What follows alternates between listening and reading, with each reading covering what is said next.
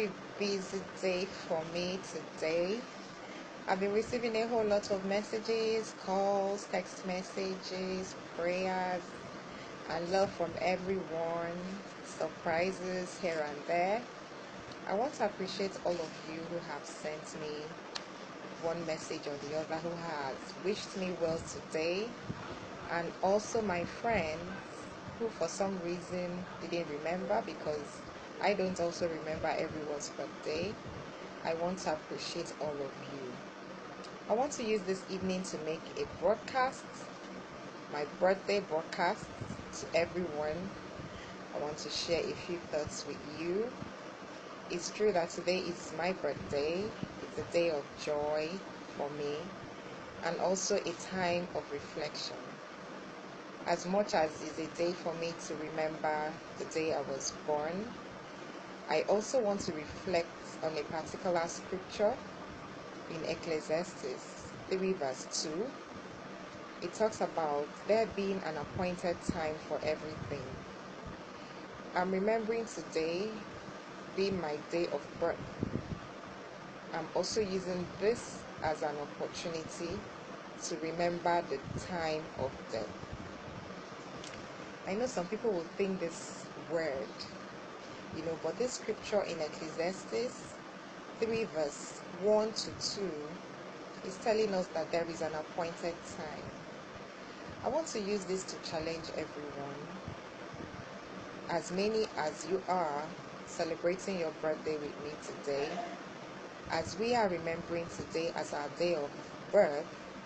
At the same time, we should remember that there is also a time to leave this place. This world is not a permanent location. We are just passing by. We are like sojourners. We are like people on a journey. We are here for a time. For different people, it's different days, it's different weeks, it's different years. For some, they wouldn't even come in at all. A relative of mine called me today, and I was about to congratulate her, and she told me that her baby didn't make it, and it was almost full term, 36 weeks. So for some, they never make it here. But for as many as we are that are already here in this world, as we are marking our various birthdays, we should equally use that day to remember that there is a time that our time on this earth would end. And that is the day of death. And death is not bad. Death is just separation from this world. We're relocating. We're moving to another location. So it's not something that people should view with discomfort, because this is a topic that people don't want to talk about. But I love to talk about death, because I know that we're here for a short time. But one of my greatest joys in life is that I've been able to get the essence of life. I've been able to realize who I am and why I am here in this world. And this is one question that every single person living in this world today should ask themselves. This is the most important question about life. Who are you? Why are you here?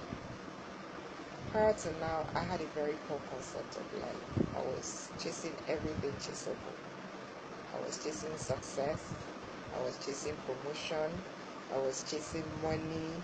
I was chasing, everything good, I was just moving on with the tide, with the wind, with everyone. It is happening here. I want to give it a try. I want to give it a shot, I wanted the best out of life, but somehow I just, I was just chasing. I found out that I was chasing so many things at the same time, until I discovered that there is only one thing to chase, and that is my purpose and my calling and the reason for my existence. I want to challenge every single person watching this broadcast today that this is the one thing that you were here to pursue. your calling, your assignments. That is the essence of your life here. Every other thing is secondary. Your children, your husband, your job, and everything that you have tried to make your source of fulfillment.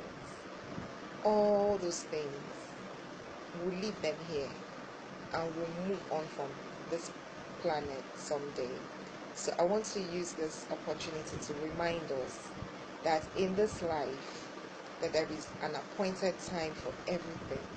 As much as I am celebrating my day of birth today, I'm equally using that to remind myself that every single year I'm adding to my life is making me older, and someday is going to be the end of all things for me, and I would have to leave this location.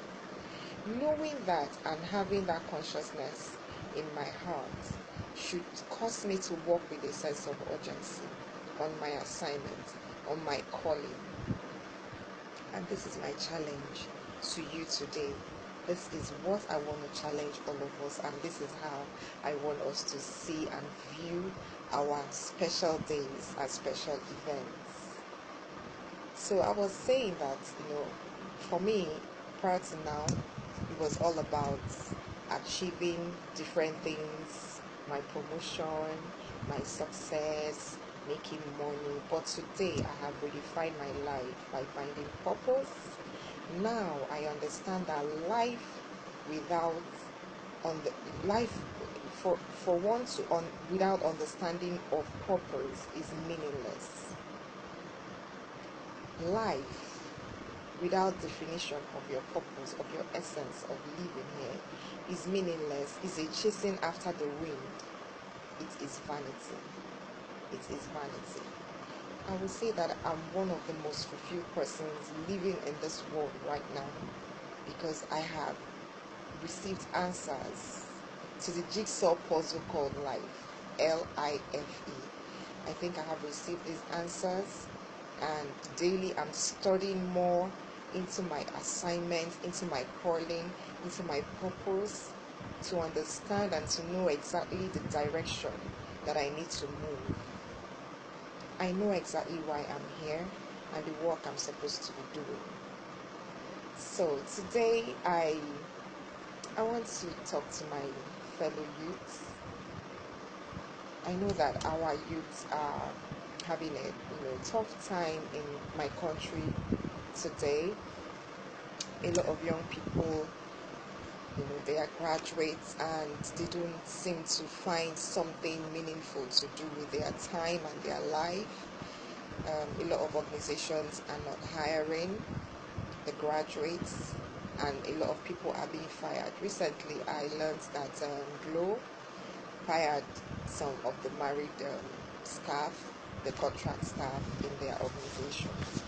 But I would want to share some things with my youth today and let them know that they can actually become anything that they want to become in this life.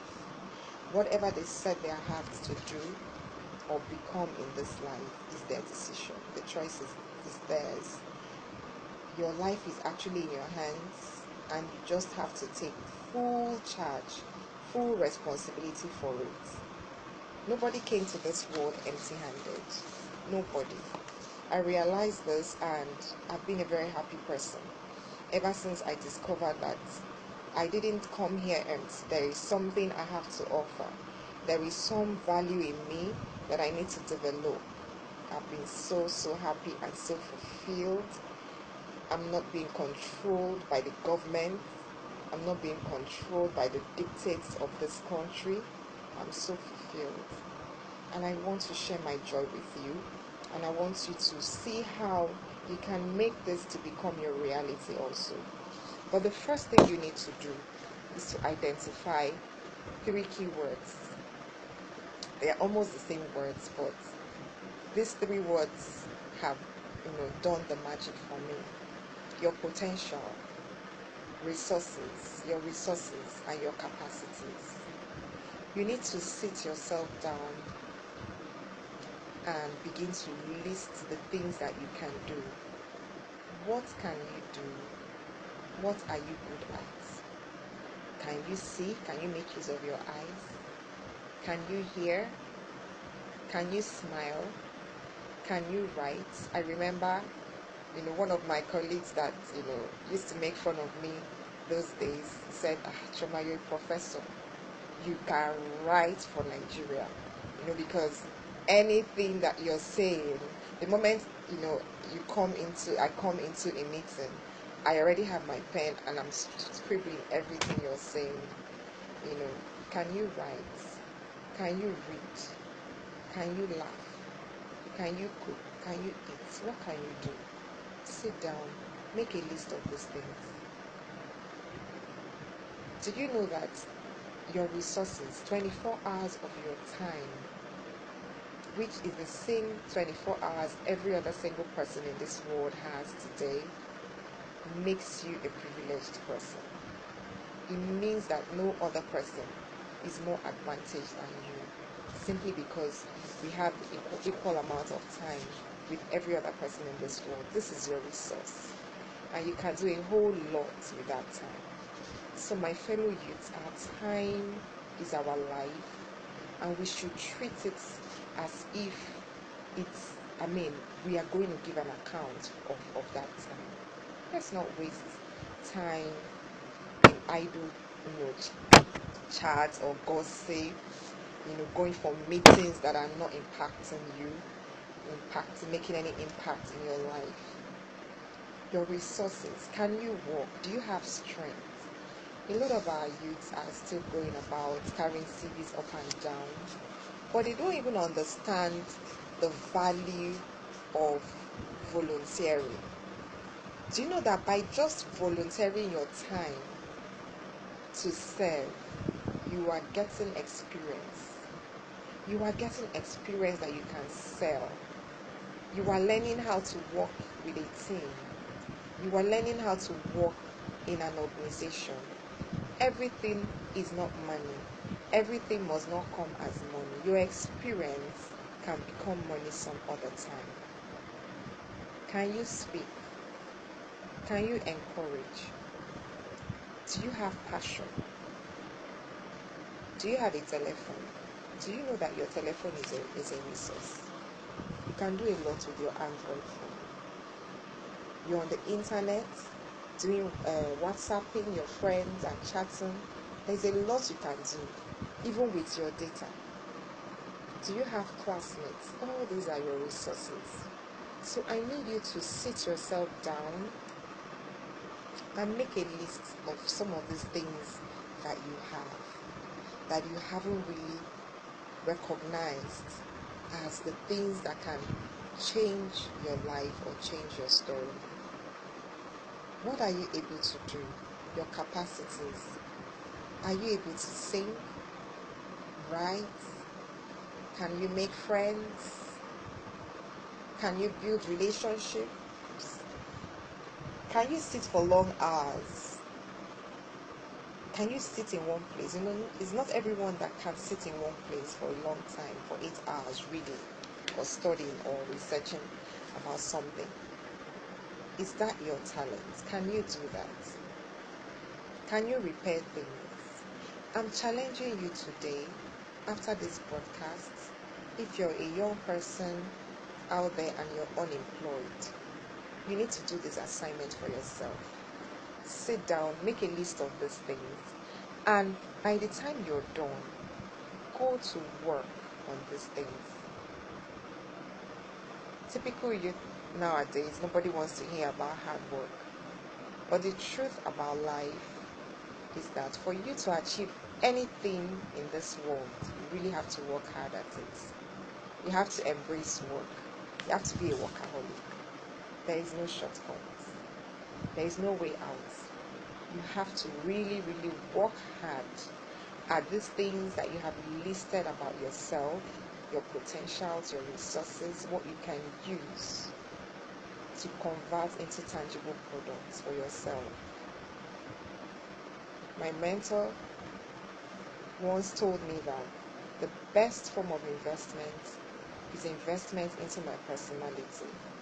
It took me almost 2 years to understand it, because then my mind, all I knew of investment was money. Where do I put my money to multiply? But I'm also throwing that challenge to you today, that you need to invest in yourself more than in anything else.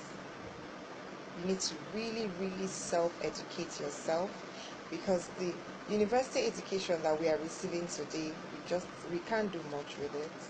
Yes, it's some foundation, but the bulk of the work is yours to do, and you have a lot of time to invest in yourself through education. Finally, read books, my youth. Self-education is key. You cannot escape it. I want you to know that no one is better than you. Have a lovely evening. Thank you.